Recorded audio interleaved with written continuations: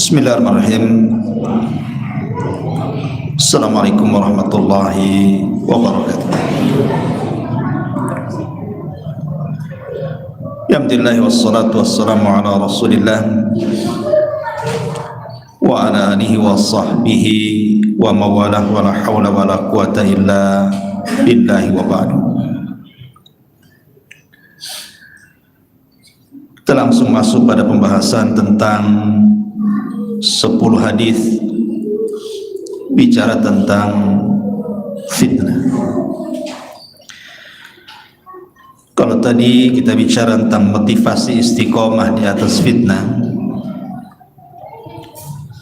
maka fitnah-fitnah apa saja yang bisa menggemingkan istiqomah kita, inilah yang kita akan bahas setelah Isya ini. Hadis yang pertama, hadis dari Abu Hurairah radhiyallahu anhu. Nabi sallallahu alaihi wasallam bersabda, "Badiru bil a'mali sab'an." Bersegeralah kalian banyak-banyak melakukan amal saleh di zaman fitnah ini, sebelum datang 7 perkara. Hal tantadiruna illa faqran munsiya au ghinan mutghiya au maradan mufsida au haraman mufannida au mautan mujhiza au dajjal fasyarru ghaibin yuntadhar awis sa'atu was sa'atu adha wa amar. Bersegeralah kalian untuk memperbanyak amal saleh sebelum datang 7 perkara, dan 7-7-nya adalah fitnah. Pertama, faqran munsiyah, kefakiran yang melupakan ibadah. Ikhwan, kalau orang sudah fakir, pasti tidak akan ada kesempatan untuk banyak beramal saleh, karena hidupnya akan disibukkan dengan cari makan. Kira-kira apa yang akan dimakan besok? Dia akan berusaha untuk mencari dunia supaya jangan sampai kelaparan. Atau kalau seandainya orang selamat dari fitnah kefakiran ini, boleh jadi dia tidak selamat dari fitnah yang kedua, ghinan mutghiyah, kaya tapi melampaui batas. Allah Subhanahu wa taala mengatakan dalam Al-Qur'an, kalla innal insana la yatgha an ra'ahu istaghna. Sekali-kali jangan seperti itu, karena kekayaan itu terkadang melampaui batas. Banyak orang-orang kaya diazab dengan kekayaannya. Bahkan ada sebagian orang kaya lebih miskin dibandingkan orang miskin.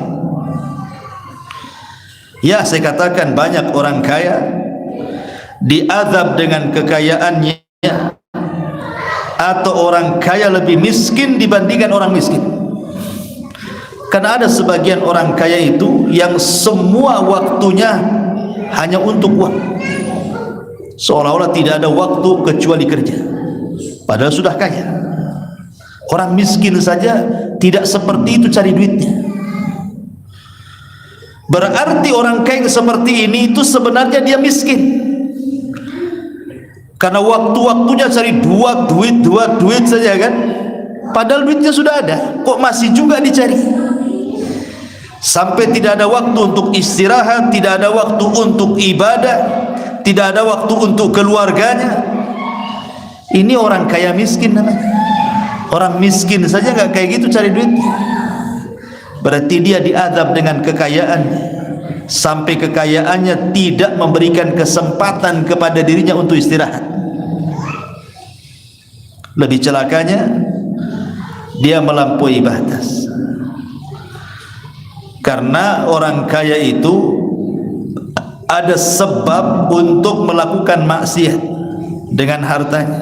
Mau mabuk tinggal beli, mau perempuan tinggal bayar, mau nyakiti orang tinggal sewa preman.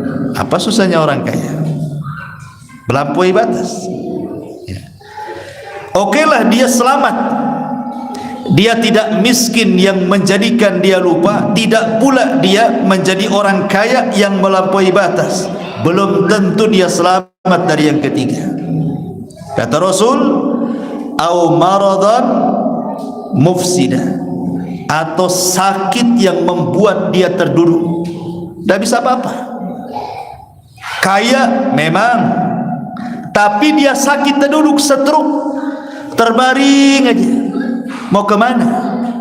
Mau ke masjid Istiqomah tak bisa, mau ngaji tak bisa, mau sholat tak bisa, umroh tak sanggup, haji apalagi.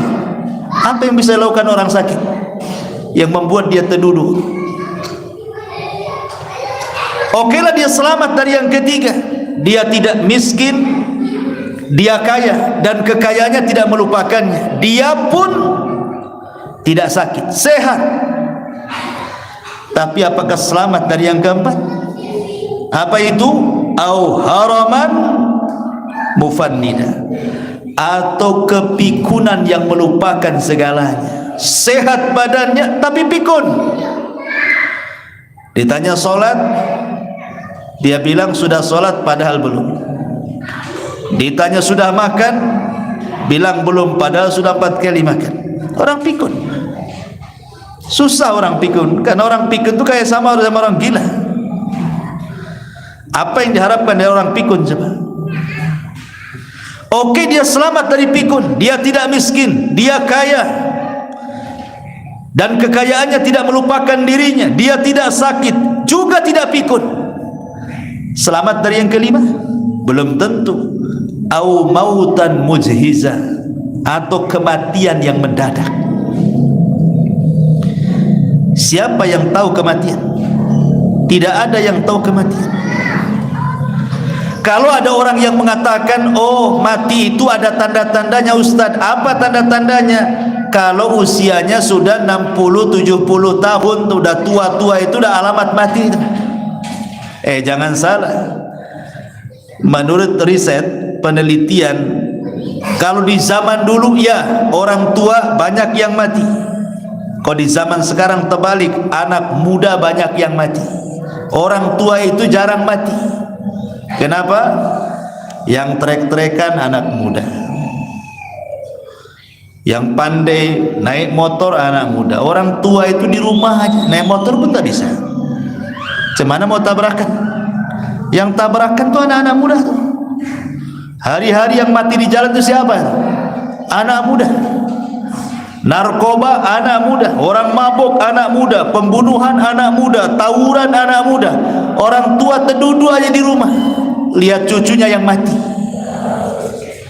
Justru sekarang anak-anak muda yang mati itu, kan itu ya. Jadi kematian itu tidak bisa diprediksi. Kadang-kadang kita ini kalau di kota sana sudah beli motor baru, remnya bagus, bannya baru, sudah lama nyetirnya, lihai, pokoknya semua sudah mantap. Di jalan pelan-pelan. Di jalan itu cuma 2 masalahnya, nabrak atau ditabrak. Mungkin kita nabrak orang atau ditabrak orang. Kita sudah hati-hati, orang yang tak hati-hati. Siapa yang bisa nyangka gitu kan? Takdir Allah itu kematian, tidak ada yang tahu. Tidak ada yang tahu. Saya itu punya kawan di Batam, malamnya ngobrol, sorenya divaksin, paginya mati. Padahal orangnya tukang goes itu, nampak sehat badan, lebih sehat dia daripada saya. Habis divaksin, malamnya masuk rumah sakit, paginya innalillahi wa inna ilaihi rajiun. Siapa yang tahu? Apakah dia mati gara-gara divaksin? Tidak, mati itu sudah ditakdirkan. Walaupun nggak divaksin juga memang harus mati dia besok itu. karena sudah ditulis di Lauhil Mahfuz. Siapa yang bisa selamat dari kematian? Oke, dia tidak miskin, dia kaya, tidak melampaui batas, dia tidak sakit terduduk, dia tidak pikun, dia tidak mati mendadak. Selamat dari yang keenam, awid dajjal fasyarru ghaibun yuntadhar. Belum tentu dia selamat melawan dajjal. Siapa yang bisa melawan dajjal? Tidak bisa. Sampai-sampai Rasul mengatakan, kalau engkau berjumpa dengan dajjal, kabur, kata Rasul. Rasul yang nyuruh kabur. Jangan sok-sokan. Saya sudah ngaji tauhid, katanya. Nabi yang suruh kabur. Okelah, selamat dari dajjal, kita sembunyi. Yang terakhir, satu dunia gak ada yang selamat. Awis sa'atu was sa'atu adha wa amar. Kiamat. Siapa yang bisa selamat dari kiamat? Oke, yang pertama bisa, kedua, ketiga, keempat, kelima, keenam, bisa dia selamat. Ini yang terakhir gak ada yang bisa selamat. Kiamat. Gak ada orang yang selamat dalam kiamat. Apakah kita menunggu 7 perkara ini sehingga kita menunda-nunda amal soleh, nunggu jadi fakir akhirnya sibuk kerja lupa ibadah? Atau nunggu kaya dulu, setelah kaya dia pikir dia bisa menguasai harta, harta pula menguasai dia? Atau dia mati mendadak, atau dia sakit terduduk, atau nunggu dajjal, atau nunggu kiamat? Gak seperti itu.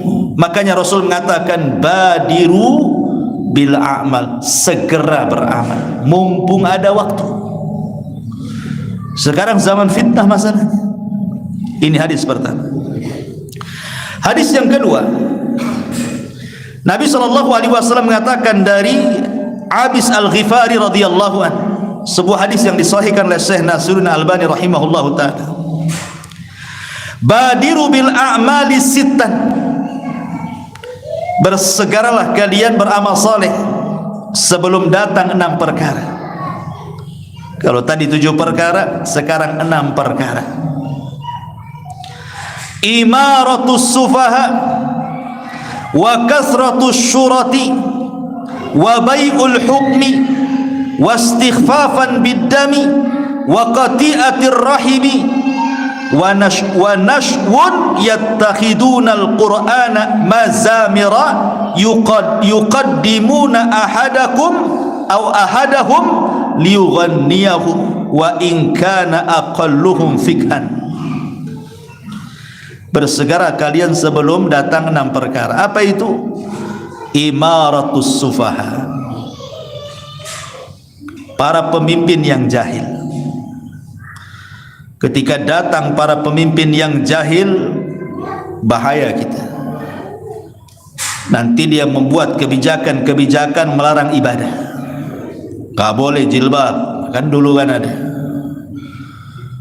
Kemudian mulai mencampuri, membuat Islamfobia. Bahaya kalau pemimpin-pemimpin ini jahil. Lihat dulu Turki, setelah tumbang Turki Utsmani, kemudian datang masa-masa yang kelam bagi umat Islam, kan? Sebelum Erdogan, kan? Lihat apa yang terjadi, rusak Turki. Itu karena pemimpin, kan? Bukan karena siapa, pemimpin. Makanya sampai ada yang meneliti kenapa Turki sampai gempa pada 99% itu umat Islam di sana. Rupanya ada yang menanya-nanya kepada orang Turki, sampai sholat 5 waktu lo ndak hafal. Jangan cerita sholatnya, nama-namanya. Ditanya nama-namanya lo datang. Coba sebutkan sholat 5 waktu, ndak tahu. Dia bingung. Kalau kita ini, orang kita masih mendingan gak sholat saja. Kalau ditanya sholat 5 waktu, hafal dia. Duhur, asar, maghrib, isya, subuh. Pada gak sholat, kan? Di sana dah hafal. Gimana mau sholat? Memang betul-betul sudah sekuler. Kemal Atatürk itu memang luar biasa. Dia merubah negeri Islam menjadi sekuler, kan? Dan itu bagi pemimpin setelahnya sulit untuk mengembalikan. Itu gara-gara imaratus sufaha, ini fitnah. Kalau pemimpin-pemimpin sudah jelek ini, dia akan membuat kebijakan-kebijakan yang merusak Islam. Fitnah. Apa kita menunggu pemimpin-pemimpin yang seperti itu sehingga kita baru beramal? Enggak seperti itu kata Rasul, badiru bil amal, segera beramal. Yang kedua, wa kasratus syurat, banyaknya polisi, banyaknya tentara, mau darat, mau laut, mau udara, mau polisinya. Kenapa menunjukkan banyak polisi itu? Berarti banyaknya kerusuhan, banyaknya kriminal. Sebab kan harus imbang antara pelaku kriminal dengan jumlah polisi kan. Kalau polisi sedikit, kriminal banyak, macam mana itu rusak negara.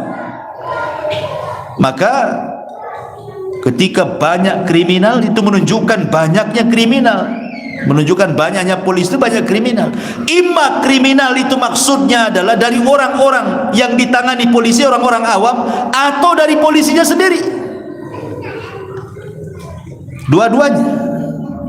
Ini fitnah, ya. Kemudian yang ketiga, wa bai'ul hukmi, jual beli hukum. Nah, ini dunia pengadilan nih. Bayar jaksanya, bayar hakimnya, bayar saksinya, semua bisa terjadi di pengadilan itu. Makanya Rasul mengatakan hakim itu ada 3, 2 di neraka, 1 di sorga. Satu hakim yang mengetahui kebenaran, dia putuskan dengan kebenaran, hakim itu di sorga. Yang kedua, hakim tahu kebenaran, dia putuskan pula dengan kebatilan, masuk neraka kau.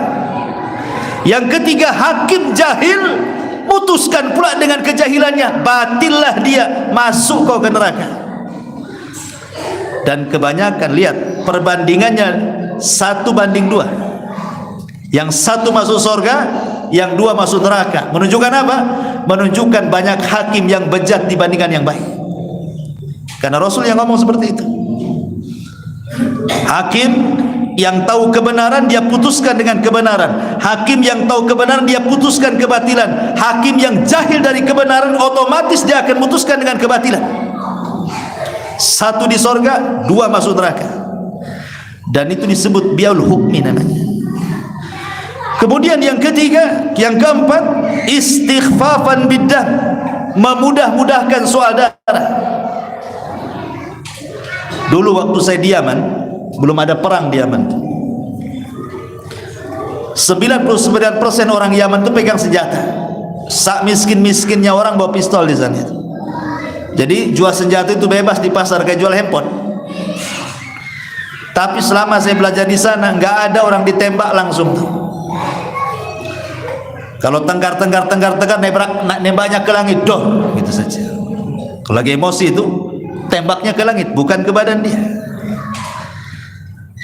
Tapi di Indonesia ini tidak bebas senjata, hanya militer saja dan polisi yang pegang. Tapi hari-hari banyak orang mati kena tusuk.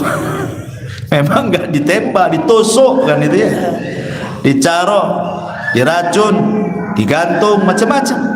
Lebih banyak kematian di sini daripada di sana. Pada logikanya kalau mau bunuh-bunuhan di sana lebih banyak, senjatanya dipegang semuanya sama orang. Dan ini menunjukkan bahwa terjadi istighfafan bidam, darah itu murah, persis seperti sabda Rasul, nanti di akhir zaman itu al-qatil la yadri fima qatal wal maqtulu la yadri fima qutil.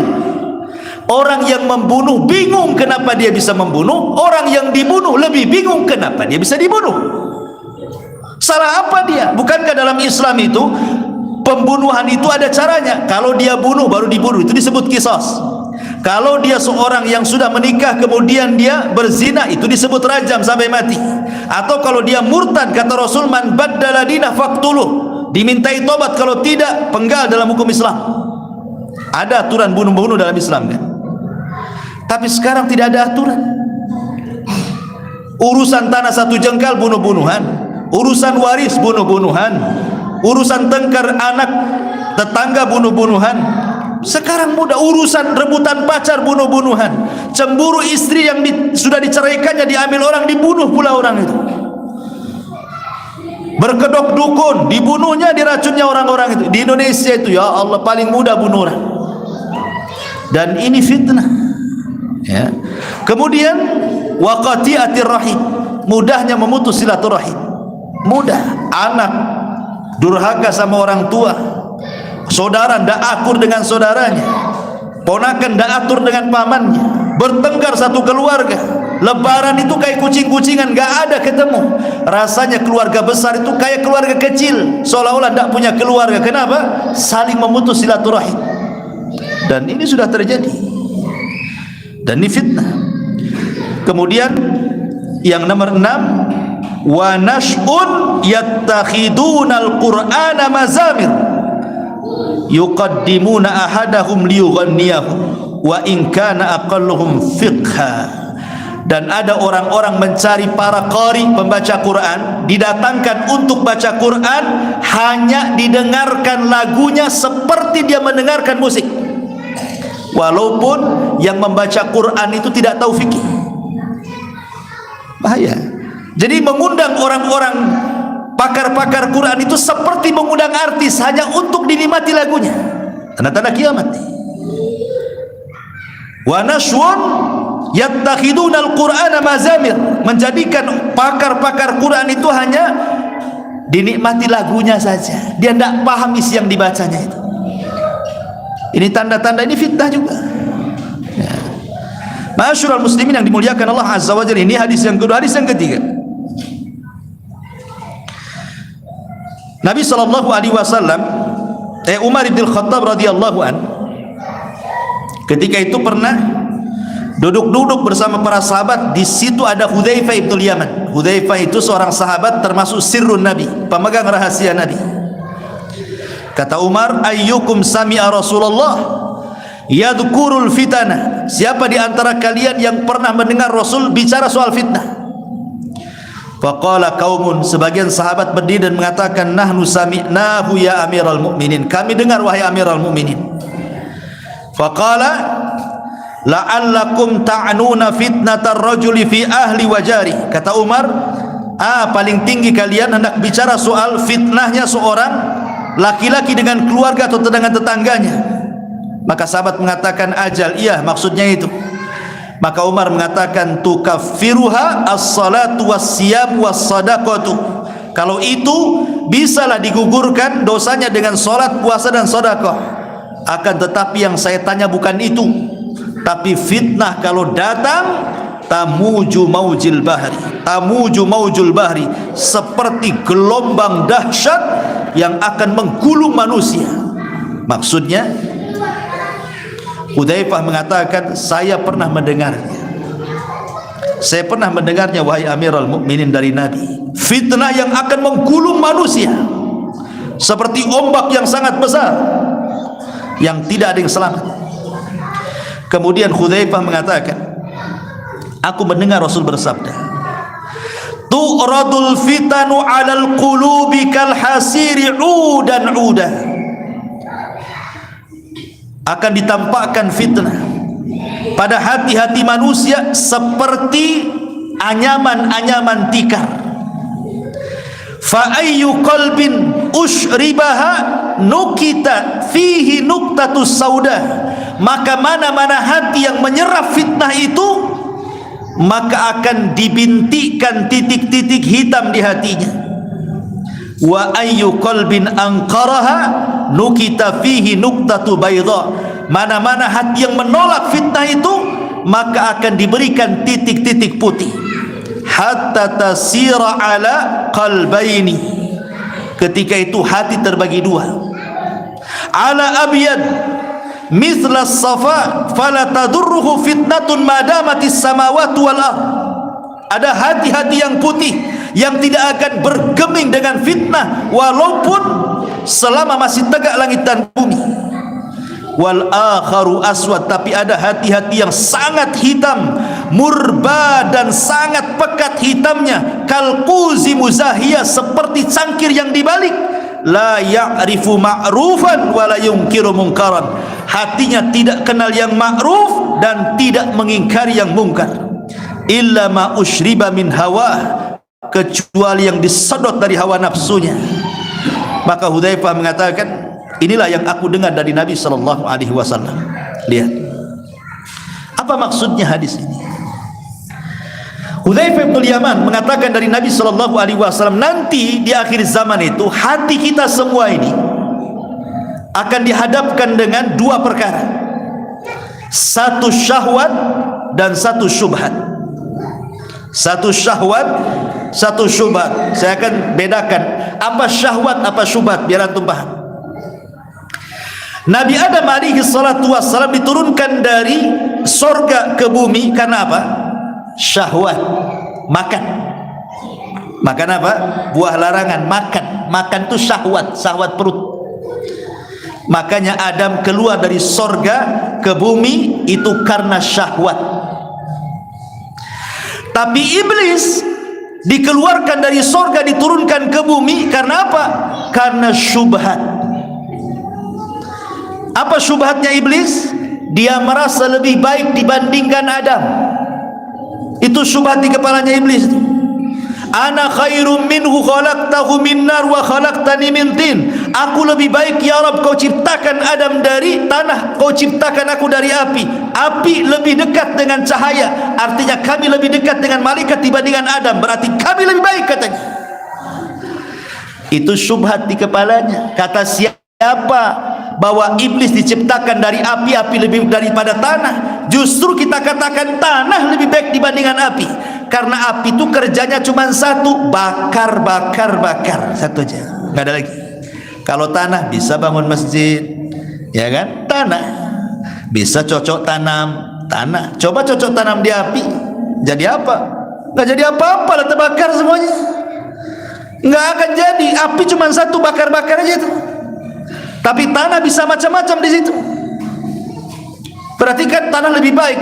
Karena syubhat di kepalanya si iblis itulah, makanya iblis dikeluarkan dari sorga karena syubhat, Adam dikeluarkan dari sorga karena syahwat. Itulah bedanya syubhat dengan syahwat. Atau lebih mudahnya saya pahamkan, syahwat itu merusak akhlak, kalau syubhat itu merusak agama.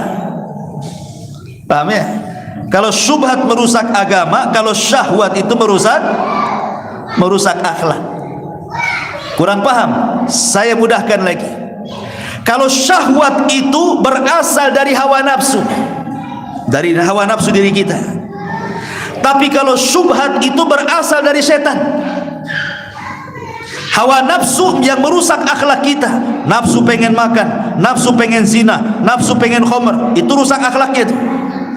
Tapi kalau syubhat berasal dari setan, suruh kufur, suruh musyrik, suruh bid'ah, suruh maksiat, masih kurang paham juga. Saya tak tahulah. Saya sudah terangkan apa bedanya syahwat dengan syubhat. Ya. Lah di akhir zaman ini kita akan dihadapkan dengan dua penyakit ini, syahwat dan syubhat. Disitulah ada dua hati. Satu hati yang menolak dua-duanya, tidak syahwat, tidak syubhat. Hatinya terjaga, berusaha untuk tidak masuk ke lingkungan syahwat, tidak pula masuk ke syubhat. Dia jaga akhlaknya, dia jaga agamanya, maka orang ini diselamatkan selama langit dan bumi masih utuh. Tapi ada hati-hati yang mudah menyerap syahwat dan mudah menyerap syubhat. Jadilah hati itu hitam. Ketika hati itu hitam, ini anggap saja kuz, cangkir. Cangkir itu yang lubang atasnya, kalau diisi air dari atas kan. Tapi kalau di balik pantat cangkir ada lubangnya nggak ada kan. Diisi air banyak-banyak pun nggak akan masuk ke cangkir. Disitulah hati susah dapat hidayah. Mau dinasihati, dikasih ayat, dikasih hadis, dikasih tetap saja ditolak dia. Karena seperti cangkir yang terbalik, kata Nabi. Itulah hati kalau sudah hitam, seperti cangkir yang terbalik, diisi pun tidak masuk-masuk. Nanti di akhir zaman ini ada seperti ini. Ada orang-orang yang menolak hidayah, menolak sunnah, menolak tauhid, menolak segala-galanya. Ini hati-hati, ini zaman fitnah. Karena dua perkara, syubhat dan syahwat tadi. Ini hadis yang ketiga. Hadis yang keempat,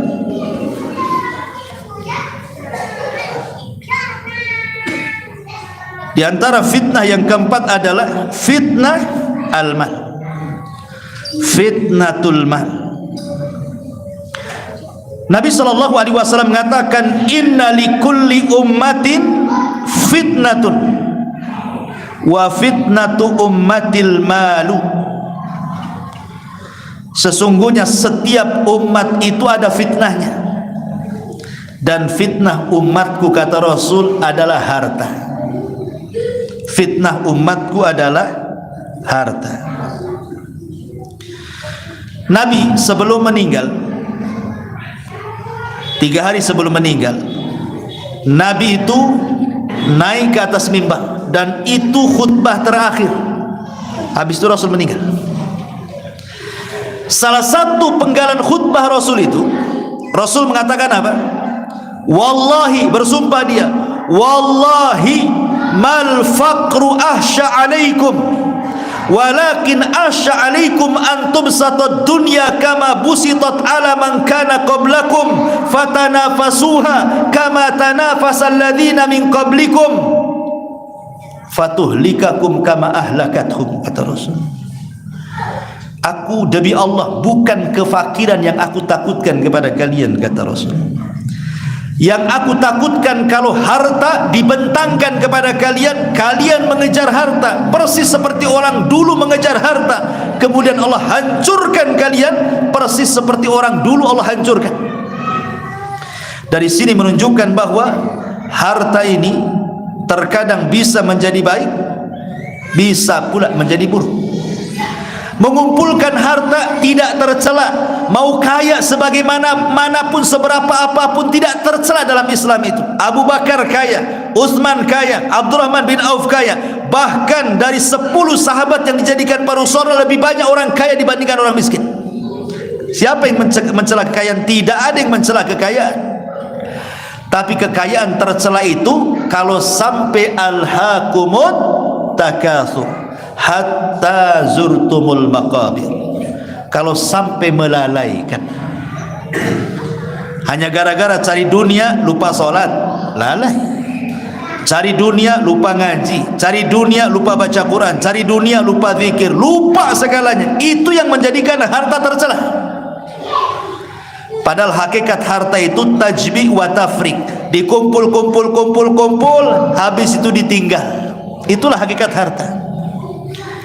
Coba kalau kita pernah mendengar ada bos apa mati kena tabrak, hartanya banyak, mati kena tabrak, tetap saja kain kafannya yang murah. Yang murah kain kafannya kan. Nggak ada kain kafan yang harga miliar, tetap juga kain kafan kiloan. Kan itu.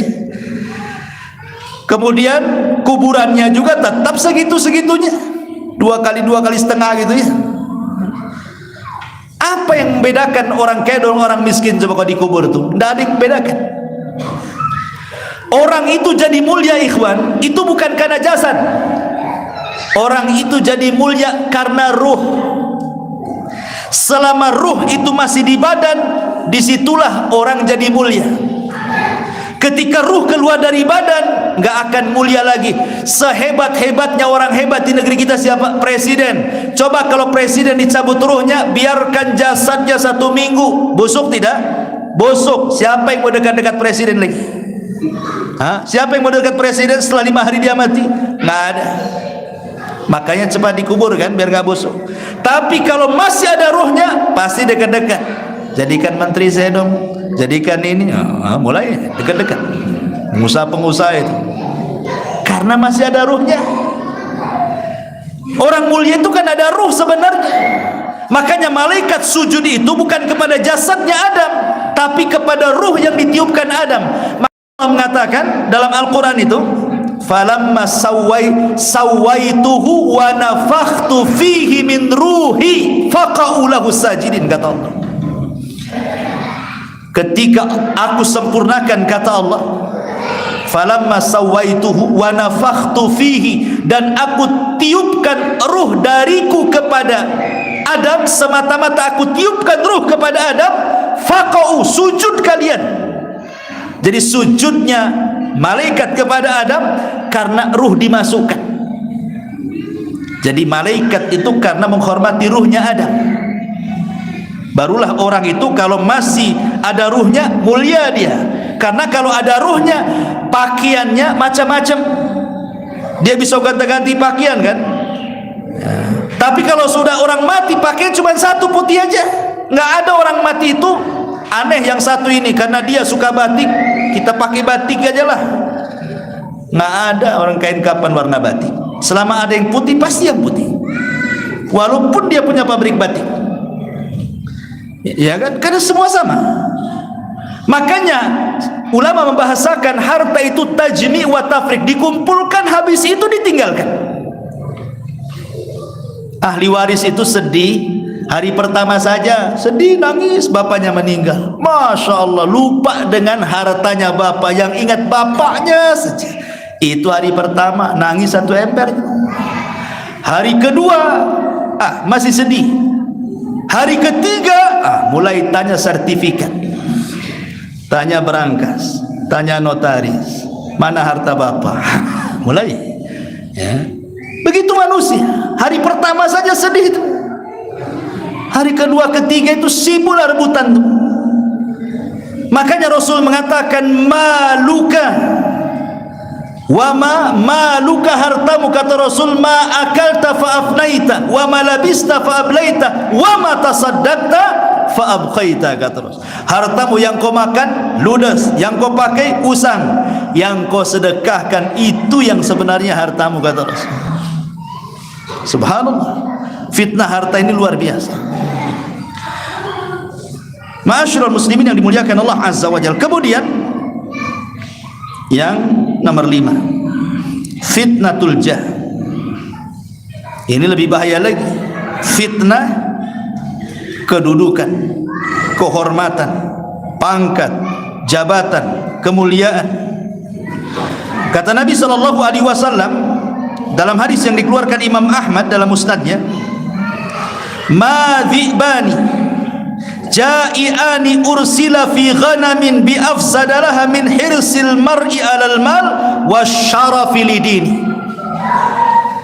Kata Nabi sallallahu alaihi wasallam, kalau ada dua serigala yang lapar nih, 1 minggu belum makan nih serigala ini, 2 lagi, kemudian ditampakkan 1 kambing di hadapannya, kira-kira apa yang terjadi? Habis gak kambing itu?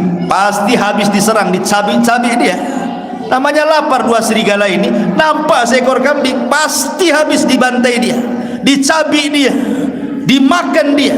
Kata Rasul, kalau ada kambing yang dicabik 2 serigala lapar, itu tidak lebih rusak kondisinya dibandingkan seorang manusia yang terlalu semangat mengejar harta dan kedudukan serta kemuliaan di dunia. Ini lebih bahaya. Kenapa? Kalau kambing dimakan serigala, dia aja yang korban 1. Tapi manusia yang serakah, semua disikut dia. Kalau manusia sudah serakah dengan kekuasaan, serakah dengan pangkat jabatan, serakah dengan ingin terkenal, ingin dihargai, ingin dipuji, ingin disambut, ingin disanjung, ingin dihilangkan, semuanya. Kalau sudah ada nih watak-watak seperti ini, bahaya. Dia bisa sikut kanan kiri, sikat kanan kiri, dia bisa bunuh orang, dolimi orang, yang penting dia naik. Korbannya bukan 1, banyak orang. Ini fitnah. Kata Nabi, ini fitnah besar yang seperti ini. Ma'asyiral muslimin. Kemudian yang nomor 7, fitnatul zaujati wa fitnatul aulad. Fitnah keluarga, fitnah istri, keluarga, anak-anak. Nabi SAW mengatakan dalam surah At-Taghabun ayat 14, ya ayyuhalladzina amanu inna min azwajikum wa auladikum aduwwan lakum fahdharuhum. Orang-orang yang beriman, ingat, pasangan-pasangan kalian, anak-anak kalian itu bisa jadi musuh, bisa jadi fitnah. Betapa banyak anak-anak itu menjadi musuh orang tua, baik musuh secara ideologi atau musuh secara badan. Dibantainya orang tua.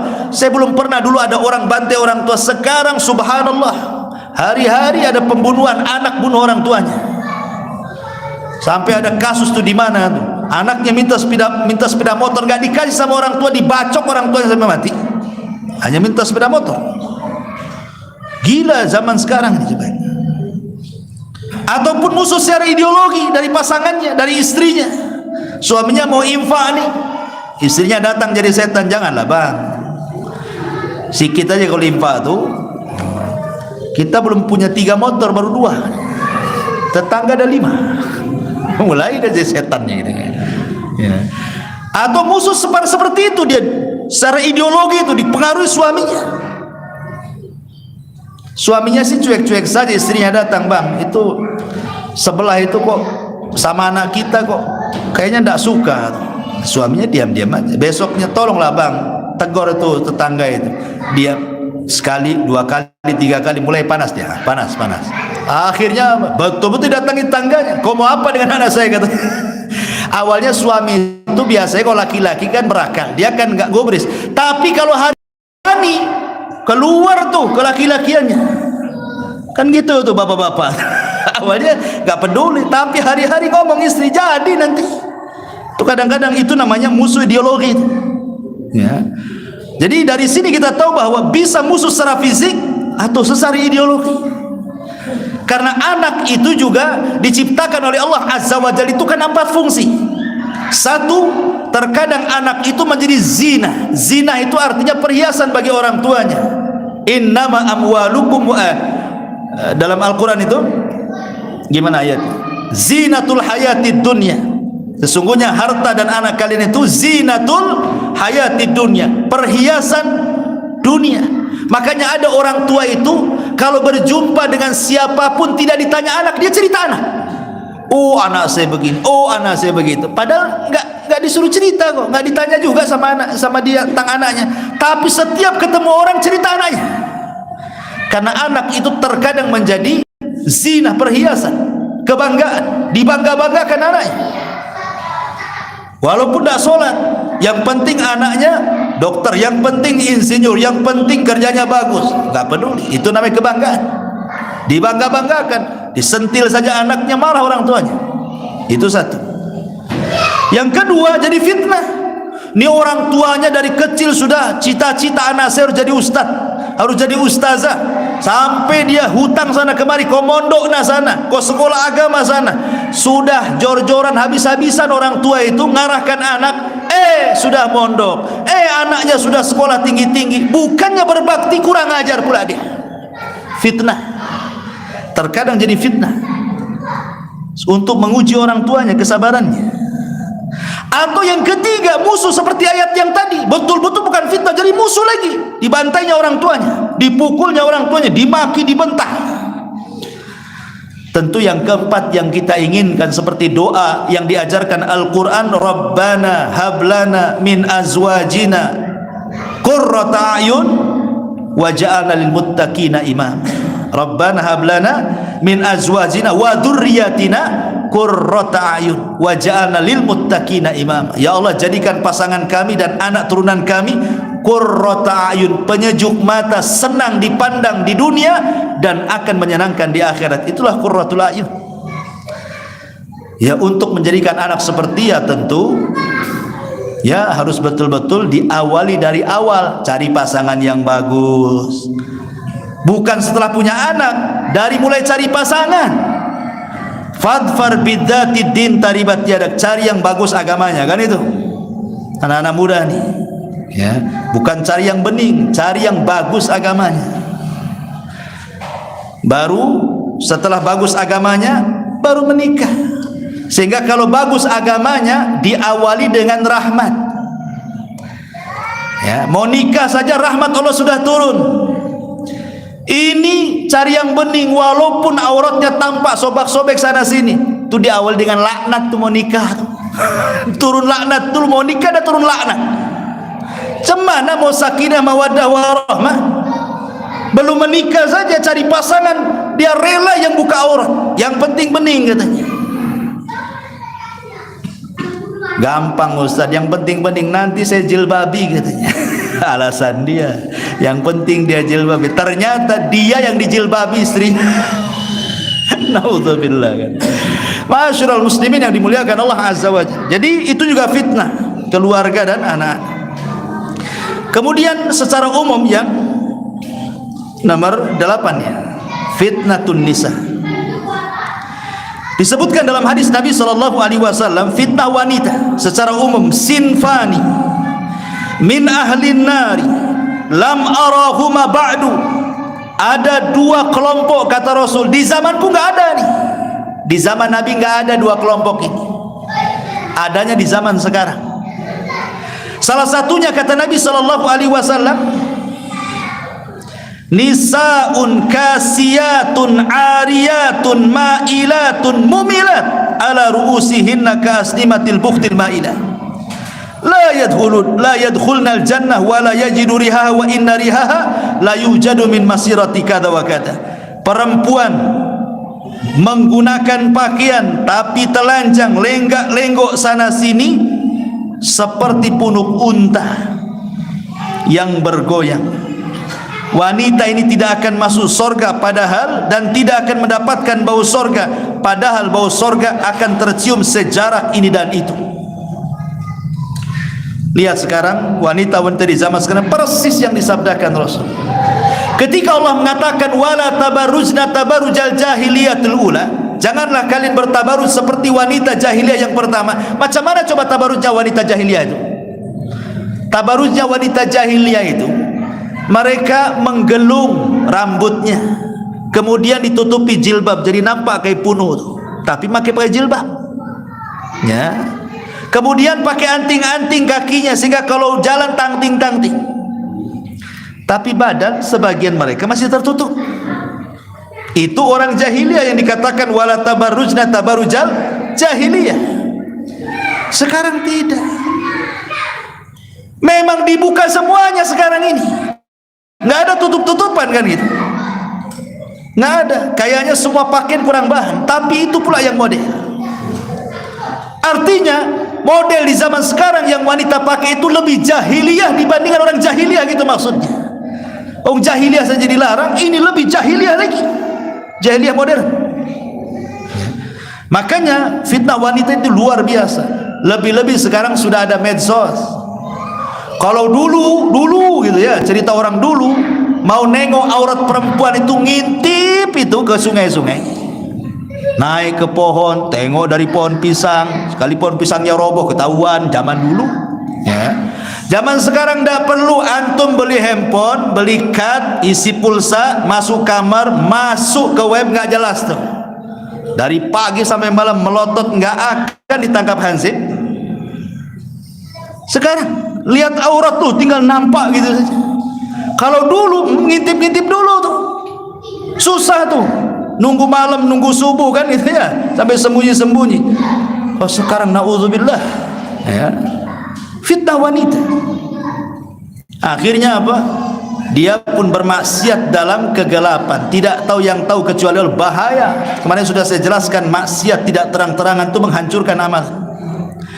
Kemudian yang nomor 9, fitnah at-tafarruq wal ikhtilaf. Fitnah banyaknya perselisihan, banyaknya perbalahan.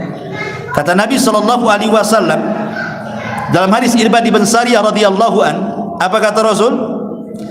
Kata Nabi SAW, akan terjadi perselisihan sepeninggal, akan terjadi perselisihan.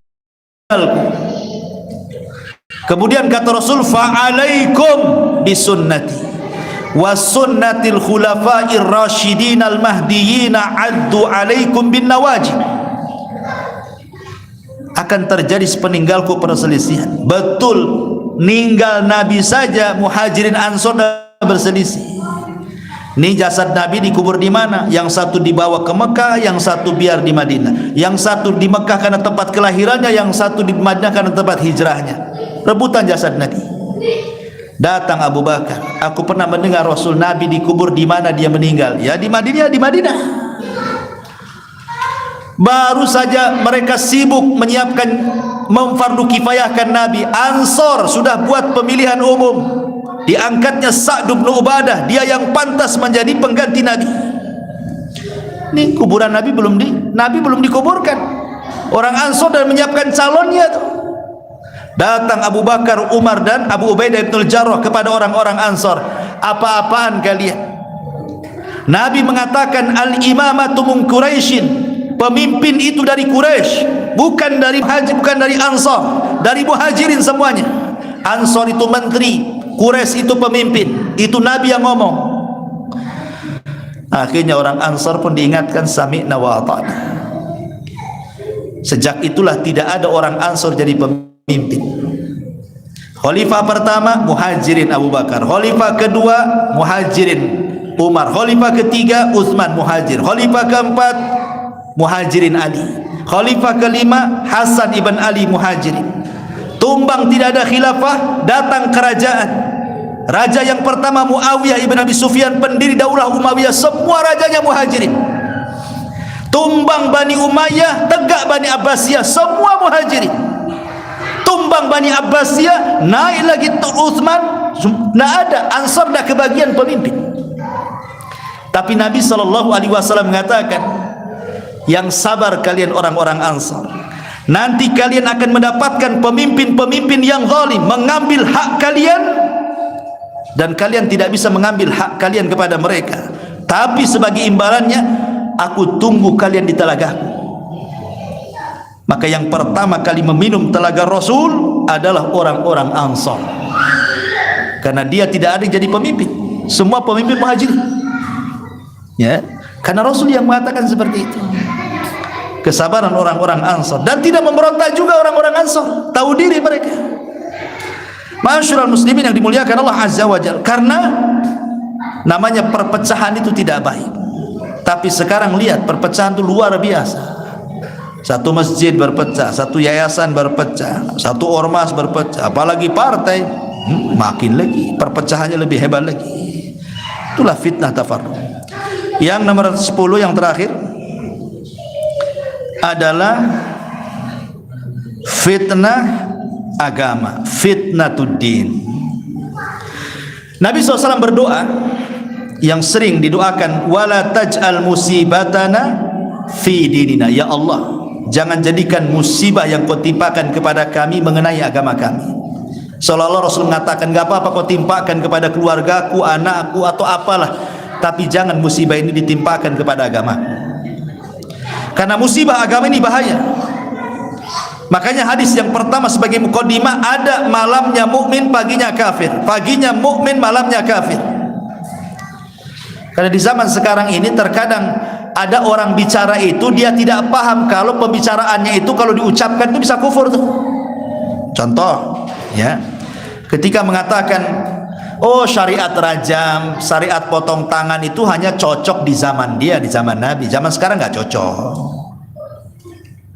Quran dan Sunnah itu cocok di zaman Nabi. Kalau sekarang diterapkan di zaman kita nggak cocok. Sekarang bukan zaman unta, sekarang zaman Fortuner, nggak bisa. Kufur. Islam itu relevan mau zaman mau waktu. Zaman dan waktu ikut Islam, bukan Islam ikut zaman. Ini kalimat kufur kadang-kadang, ya, nggak terasa diucapkan kufur dia. Atau sekarang banyak kalimat kufur kan, baik syirkul akbar atau syirkul asghar, baik kufur kecil atau kufur besar. Seperti menisbatkan nikmat, kalau bukan karena kamu tentu saya nggak seperti ini. Mana Allah? Kok karena bukan karena kamu pula? Yang benar kalau bukan karena Allah kemudian kamu. Ada dokter yang mengatakan, datang pasien ke dokter, gimana dokter pasien? Kata dokter, ya kami sih berusaha menyembuhkan, sisanya untuk Allah. Allah dikasih sisa sama dia. Kurang ajar nggak dokter tuh? Ya. Harusnya jangan ngomong begitu dong dok. Bilang saja, ya kami berusaha, semuanya atas kehendak Allah. Apa susahnya?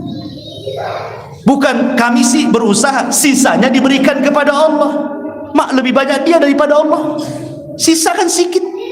Kurang ajar dia, kufur.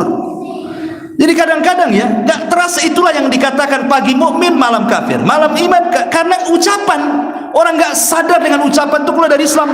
Itu fitnah itu. Ya. Makanya Rasul mengatakan fitnah itu seperti gelapnya malam, nabrak-nabrak orang itu, karena tidak ada ilmu. Makanya yang bisa melawan fitnah itu ilmu. Banyak belajar supaya bisa membedakan mana hak, mana yang batil. Ya, dan banyak lagi cara terhindar dari fitnah. Cuman karena sudah malam saja, kita sampai di sini dulu. Kita tanya dulu, ini ada jawab. Afwan Ustaz, ada umahat bertanya, mohon nasihat untuk saya yang selalu difitnah oleh suami saya. Masya Allah. Dan apa hukumnya kalau suami mengusir istri dari rumah?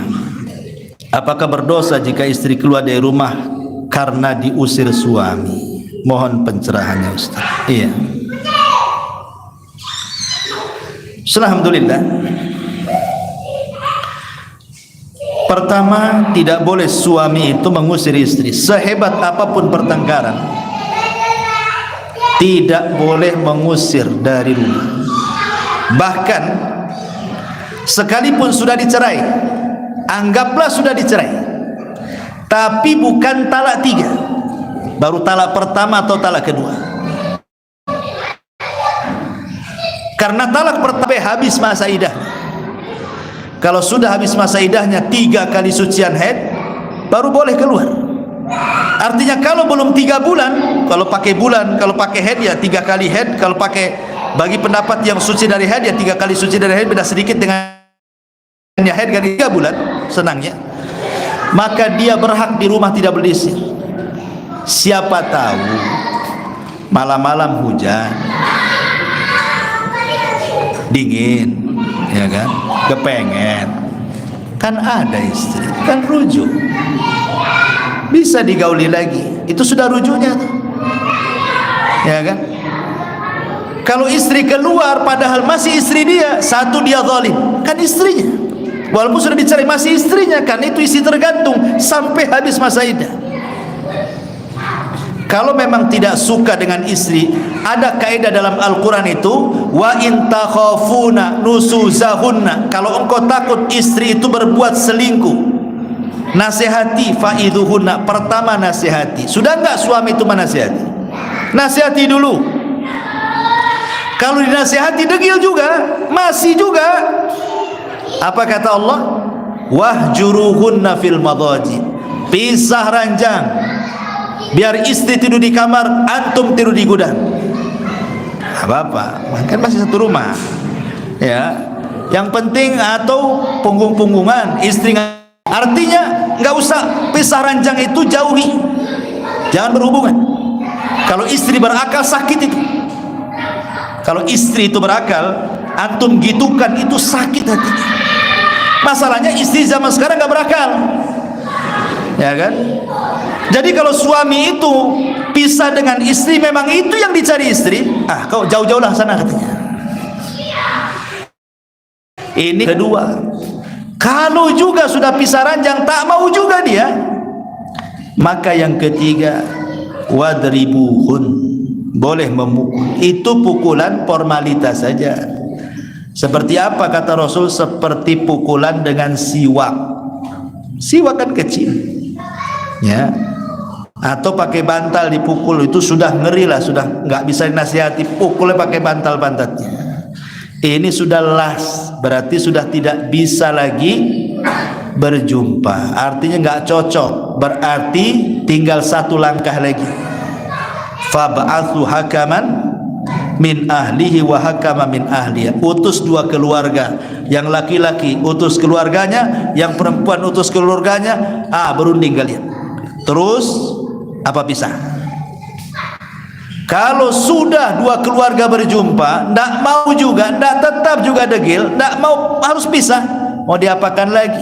Berarti jalan terakhir kemana? Ke pengadilan. Nanti pengadilan kan ada sidang mediasi, nanti pengadilan nanya layak nggak bercerai atau tidak layak.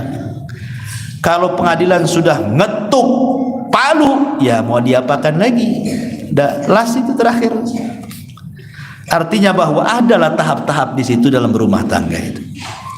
Ini juga pertanyaannya kan umum, mohon nasihatnya Ustaz, saya selalu difitnah oleh suami. Difitnah apa? Nyuri duit di dompet, ya kan? Fitnahnya gimana, selingkuh atau fitnahnya apa, kan tidak tahu ini. Ya. Kemudian apa hukumnya kalau suami mengusir istri? Tidak boleh zalim kalau diusir-usir. Kalau tidak suka biarkan saja, ikuti tahapan tadi. Ya. Apakah jika istri keluar dari rumah karena diusir suami? Nggak perlu keluar, salah. Anda kalau keluar salah, tidak boleh keluar walaupun diusir. Jangan keluar karena Anda posisinya masih jadi istri. Sebab kalau wanita sudah keluar gara-gara permasalahan rumah tangga, lari ke rumah mertuanya, kemudian cerita, dipastikan cerai. Karena pasti cerita yang buruk-buruk suaminya kan. Pasti orang tuanya marah. Ya, enak saja anakku yang membesarkan, bukan dia yang besarkan, sudah kawin didolimi. Udah ngapain saja. Mendingan cari lagi, banyak bos suami. Mulai kompor datang. Kompornya itu bukan yang 5 gas, 25 gas. Yang gede, jadilah. Ya. Jadi yang harus dipahami, ya kalau bisa sih cobalah didamaikan. Apa masalahnya? Ya. Wallahu a'lam. Cukup. Subhanallah bihamdika. Asyhadu an la ilaha illa anta astaghfiruka wa atubu ilaik. Allahu ta'ala alam. Assalamualaikum warahmatullahi wabarakatuh.